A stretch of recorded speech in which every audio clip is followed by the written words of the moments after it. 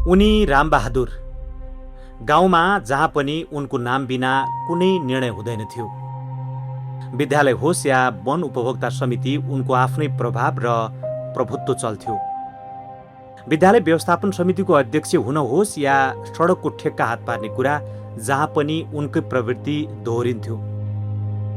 काम नपाए झगडा गर्ने, प्रक्रिया मिलाएर भए पनि आफ्नो पक्षमा पार्ने र कहिलेकाहीँ त सिधा तनाव र भिडन्तसम्म पुग्ने उनको शैलीले गाउँमा डर र आक्रोश दुवै फैलिएको थियो। यही व्यवहारले गाउँका युवाहरूमा ठूलो आक्रोश जन्मायो। उनीहरू सडकमा उत्रिए, पुरानो संरचना र पुराना दलहरूप्रति प्रश्न उठाउँदै राजधानीसम्म यो आन्दोलन फैलियो। सुशासन र भ्रष्टाचार अन्त्यको नारा चर्कियो। आन्दोलनमा धेरैजनाले ज्यान गुमाए। देश नै हल्लियो र अन्ततः राजनैतिक परिवर्तन भयो। नयाँ पार्टीको उदय समेत भयो। अब सबैको मनमा एउटै प्रश्न थियो, त्यो रामबहादुर दाईको के भयो होला भनेर। तर वास्तविकता फरक थियो। रामबहादुर जेलमा थिएनन्। समयसँगै उनी फेरि सक्रिय देखिन थाले, त्यही नयाँ राजनैतिक शक्तिको छाता मुनि। तर यसपटक उनी फेरि पुरानै काम गर्दै थिए, तर उनको परिचय भने बदलिएको थियो। अचम्म के हो भने जुन व्यवहार पहिले भ्रष्टाचार दमन मानिन्थ्यो, अहिले अनुभवी नेतृत्व र स्थानीय समस्या बुझ्ने व्यक्ति भनेर व्याख्या गरिन थालियो।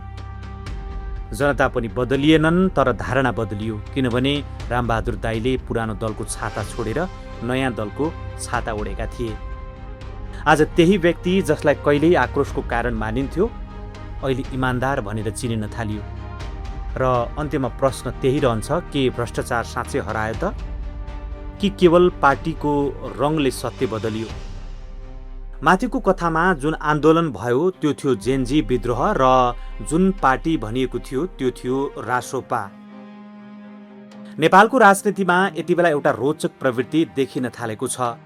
हिजोसम्म विवादित मानिएका व्यक्ति आज कुनै निश्चित राजनैतिक दलमा प्रवेश गर्न साथ अचानक इमान्दार, स्वच्छ र परिवर्तनकारी पात्रका रूपमा चित्रित हुन थाल्छ।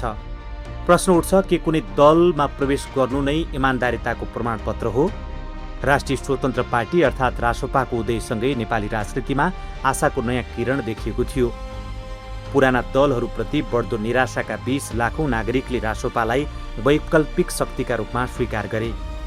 भ्रष्टाचार विरुद्धको आवाज, सुशासनको प्रतिबद्धता र नयाँ राजनैतिक संस्कृतिको बाचाले जनतामा ठूलो अपेक्षा जगायो। तर समयसँगै एउटा अर्को दृश्य पनि देखिन थाल्यो। हिजोसम्म विभिन्न विवाद, आलोचना वा प्रश्नको घेरामा रहेका केही व्यक्तिहरू रासोपाको झण्डामुनि उभिने बित्तिकै उनीहरूप्रतिको दृष्टिकोण बदलिन थाल्यो। उनीहरूमाथि उठाइएका पुराना प्रश्नहरू ओझेलमा पर्न थाले। आलोचनाको ठाउँमा समर्थन देखिन थाल्यो। मानव दल परिवर्तनसँगै उनीहरूको विगत पनि परिवर्तन भयो। कल्पना गरौँ, एउटा धमिलो खोला सफा नदीमा मिसियो। के नदीमा मिसिएकै क्षण त्यो पानी पूर्ण रूपमा शुद्ध भइहाल्छ त? पक्कै हुँदैन। त्यसलाई समय लाग्छ, परीक्षण लाग्छ, प्रमाणित हुनुपर्छ। राजनीतिमा पनि त्यही सिद्धान्त लागू हुनुपर्ने हो। कुनै दलको सदस्य बन्न साथ व्यक्ति स्वतः इमान्दार भएको निष्कर्ष निकाल्नु लोकतान्त्रिक चेतनाभन्दा भावनात्मक मोहको परिणाम हुन सक्छ। वास्तवमा इमान्दारिता कुनै पार्टीको सदस्यता कार्डमा लेखिएको हुँदैन। कुनै दलको झण्डाले व्यक्तिको चरित्र प्रमाणित गर्दैन। इमान्दारिता व्यक्तिको आचरण, निर्णय, पारदर्शिता र सार्वजनिक जीवनबाट प्रमाणित हुने विषय हो। यदि कुनै व्यक्तिमाथि हिजो प्रश्न उठेका थिए भने आज पनि ती प्रश्नहरूको जवाब आवश्यक हुन्छ। दल फेरियो भन्दैमा प्रश्नहरू समाप्त हुँदैनन्। लोकतन्त्रमा सबैभन्दा खतरनाक अवस्था त्यो हो जब समर्थकहरू आफ्ना पक्षका मानिसहरूमाथि प्रश्न उठ्नै नदिने मानसिकतामा पुग्छन्। यही संस्कृतिले विगतमा धेरै दल र नेताहरूलाई आलोचनाभन्दा माथि राख्ने प्रयास गर्यो। परिणामस्वरूप गलत कामहरू पनि संरक्षण पाउन थाले। यदि रासोपा साँच्चै नयाँ राजनैतिक संस्कृतिको प्रतिनिधि हो भने त्यसले आफ्ना नेताहरू र कार्यकर्ताहरूलाई प्रश्नबाट जोगाउने होइन, अझ बढी जवाबदेही बनाउने साहस देखाउनुपर्छ। किनभने परिवर्तनको अर्थ नयाँ अनुहार मात्र होइन, नयाँ राजनैतिक संस्कार पनि हो। अन्ततः सत्य एउटै हो, रासोपामा हुनु इमान्दार हुनुको लाइसेन्स होइन। त्यसैगरी कुनै अन्य दलमा हुनु बेइमानी हुनुको प्रमाण पनि होइन। इमान्दारिता दलले होइन, व्यक्तिले आफ्नो कर्मबाट कमाउने कुरा हो।